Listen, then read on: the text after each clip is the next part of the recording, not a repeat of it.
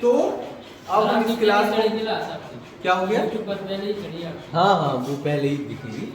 आज देखो तो हम लोग इसको आगे बढ़ाते हैं। एक्सरसाइज कौन सी है? ये अपना 1.3 है। 1.3 का क्वेश्चन नंबर हम देख रहे हैं। कौन सा क्वेश्चन नंबर? आप पहुंच जाते हैं 4 पे। बहुत इंपॉर्टेंट है ये क्वेश्चन नंबर 4 पे पहुंच जाते हैं।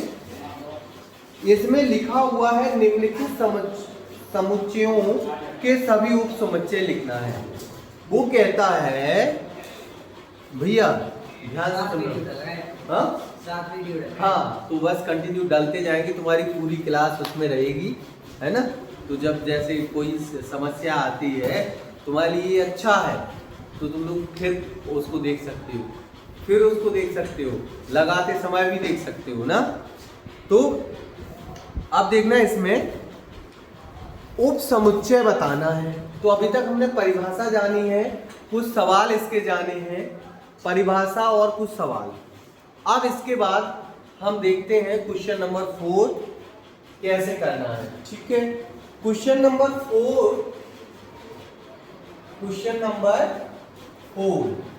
ठीक है। 4 का जैसे पहला पार्ट लेते हैं। पहला पार्ट सिर्फ ये लिखा हुआ है, ठीक है, ये लिखा हुआ है। पहले पार्ट में क्या लिखा हुआ है? ए। कोई सेट है उसमें केवल एक ही अवयव है। तो ध्यान देने वाली बात ये है, जब आपसे कहा जाए इसके उप समुच्चय बताएं तो देखें इसको बाद में देखेंगे, पहले हम सेकंड वाला देखते हैं फिर इसको बताते हैं। सेकंड वाला देखो इसमें क्या लिखा हुआ है? A, B। और थर्ड वाला देखें तो इसमें क्या लिखा हुआ है? 1, 2, 3 कर्ली ब्रैकेट के अंदर, है ना। अब देखो इसके हमें सबसेट्स बताने हैं, कितने सबसेट्स होंगे इसके। तो देखते हैं हम सेकंड वाला सबसे पहले। देखो जब आपसे सबसेट निकालने के लिए कहा जाए तो अब चूंकि यहाँ हमने बताया था सबसेट की परिभाषा क्या होती है कि कोई सेट को उसका एक टुकड़ा ले लें, उसके कुछ अवयव ले लें, उस अवयव को भी हम यदि वेल डिफाइन कर दें, उस अवयव को भी हम परिभाषित कर दें, यानी किसी सेट के कुछ अवयव को लेकर के एक उसका सबसेट बना ले, एक सेट, एक टुकड़ा बना ले, एक समुच्चय बना ले, तो वो क्या कहलाता है? जो नया बना हुआ समुच्चय किसका? उस बड़े सेट का जिसके अवयव लेकर बनाया गया हो, उसका क्या कहलाता है? क्या कहलाता है? वो समुच्चय कहलाता है। मैंने एग्जाम्पल दे देकर आपको बताया है। अब इसको देखो तो इसके हमने, अब चूंकि हमें इसकी परिभाषा नहीं है पता, हमें ना तो इसकी परिभाषा नहीं है पता क्या है परिभाषा, क्योंकि अब हम इसके सिर्फ टुकड़े करेंगे, टुकड़े करके चेक करेंगे और कुछ ना कुछ परिभाषा जो भी होगी वो उस आधार पे इसको कैलकुलेट करते हैं। तो पता नहीं इसकी परिभाषा, इसलिए हम सिर्फ अवयवों को लिखते ही जाएंगे। जो कैसे देखो एक सेट हमने क्या बनाया जिसमें सिर्फ एक अवयव है। एक सेट क्या बनाया हमने? जिसमें एक अवयव है। एक सेट हमने क्या बनाया जिसमें दूसरा अवयव यानी अर्थात बी है। एक सेट हमने क्या बनाया जिसमें ये दोनों हैं, और एक सेट हमने ये ऐसा बनाया जिसमें एक भी नहीं है, यानी 5। कैसा सेट बनाया? एक भी नहीं है यानी 5। कैसा सेट बनाया? एक भी नहीं है यानी 5। तो देखो अब चूंकि हमें इसकी परिभाषा पता होती तो हम इसकी कुछ परिभाषा निकालते। अब चूंकि हमें निकालना नहीं है, सिर्फ सबसेट बनाने हैं, तो हम इस आधार पे बनाएंगे। किस आधार पे बनाएंगे? इस आधार पे बना देंगे। कैसे बनाना है? पहले एक को लेना है, फिर दूसरे को लेना है, फिर दोनों को लेना है, फिर एक को खाली रखना है। ऐसे ही जब हम इसके सबसेट देखेंगे तो इसके सबसेट देखना क्या होगा? एक तो 1 होगा, एक आपका 2 होगा, और एक आपका 3 होगा, एक आपका 4 होगा, सॉरी 4 है ना, एक आपका 1, 2 होगा। अब देखना इधर, एक आपका 1, 2 होगा, कॉमा लगाना बहुत जरूरी है। एक आपका 1, 3 होगा, एक आपका 2, 3 होगा, एक आपका 1 2 3 होगा और एक लास्ट क्या होगा 5। अच्छा इसको भी देखो आप, इसको भी देखो आप, एक बार हमने 1 लिया, एक बार हमने 2 लिया, एक बार हमने 3 लिया। अब चूंकि इसमें 3 है तो दो दो के पेयर भी बन सकते हैं, तो हमने दो दो के जो दो अवयव लेकर के एक सेट बनाया, यानी 1 2 लिया, फिर 1 3 लिया, फिर 2 3 लिया। अब एक बार ये तीनों लेकर के हमने सेट बना दिए, है ना, ये तीनों लेकर के भी हमने एक सेट बना दिया। अब हमने क्या किया कि इन तीनों को हटा के भी एक सेट बना दिया, अर्थात फाई या रिक्त समुच्चय जिसको बोलते हैं। ये सभी क्या कहलाते हैं, इनके सबसेट्स। किसके सबसेट्स कहलाएंगे, सबसेट्स किसके कहलाएंगे, इसके। ऐसे ही जब हम पहले वाले को देखेंगे, जब हम पहले वाले को देखेंगे तो ओनली 1 एलिमेंट्स है, यानी ये तो पहले से ही सिंगुलटन सेट है। कैसा सेट है, सिंगलटन सेट है, यानी एकल समुच्चय है।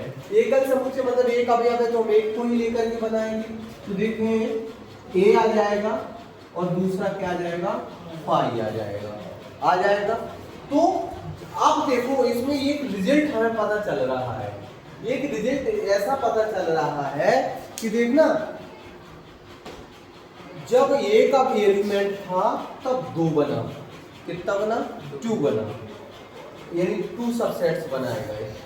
और जब 2 एलिमेंट लेकर के चले तो कितने बनाएगा, 1 2 3 4 बनाएगा। और जब 3 एलिमेंट लेकर के चले तो कितने बने, 1 2 3 4 5 6 7 8। अब देखना थोड़ा सा इसको समझना इस चीज को, यानी इसका मतलब है कि 2 पे पावर 1 रही होगी, सही है ना। इसका मतलब है 2 पे पावर 2 रही होगी, यानी तब 2 पे पावर 1 रही होगी तो 2, यानी 2 सबसेट बने। इसमें कितने एलिमेंट है, 2 एलिमेंट है, तो 2 पे पावर कितनी रही होगी, 2। 2 पे पावर कितनी रही होगी, 2, यानी 2 × 2 यानी 4। और इस पे ध्यान से देखो 2 पे पावर कितनी रही होगी, 3, क्योंकि इसमें 3 एलिमेंट्स है, 1 2 3 एलिमेंट्स है ना इसमें। तो ये कितना हो गया, 2 पे पावर 3 यानी 8। यदि किसी सेट में 4 एलिमेंट होंगे, यदि किसी सेट में 4 एलिमेंट होंगे और आपसे कहा जाए इसके सबसेट्स कितने बनेंगे, टोटल सबसेट, तो देखिए 2 पे पावर कितना हो जाएगा, 4 यानी 16। ऐसे ही लास्ट हम चलते जाएंगे और जब किसी समुच्चय या सेट में n एलिमेंट्स हो तो उस पे पावर क्या बनेगी, 2 पे पावर n। तो ये फॉर्मूला भी बनता है, ये फॉर्मूला भी बनता है किसी समुच्चय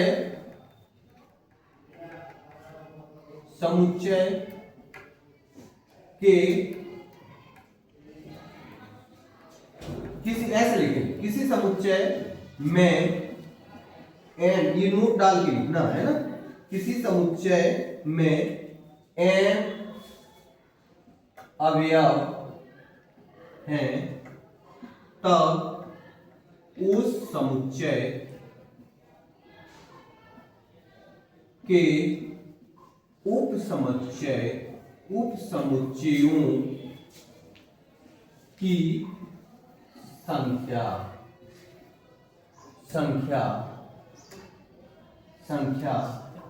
बराबर 2 पे पावर n, 2 पे पावर n, जहाँ n अवयवों की संख्या, वेरी गुड, जहाँ n समुच्चय के अवयवों की संख्या, हाँ समुच्चय के अवयवों की संख्या, वेरी गुड, समुच्चय के अवयवों की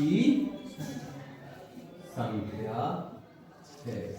तो समझ गए, ये फॉर्मूला क्लियर हो गया और ये सवाल भी क्लियर हो गया। ये नोट डाल के लिख लेना है कि हमें किसी भी समुच्चय के कितने उपसमुच्चय बनाए जा सकते हैं, यानी जब आप परीक्षा में इसको सॉल्व करके लिखेंगे कॉपी में तो एक बार काउंट भी कर लेना कि कोई मिसिंग तो नहीं हो रहा, कोई मिस तो नहीं हो रहा, है ना, जांच हो जाएगी, है ना, जांच हो जाएगी।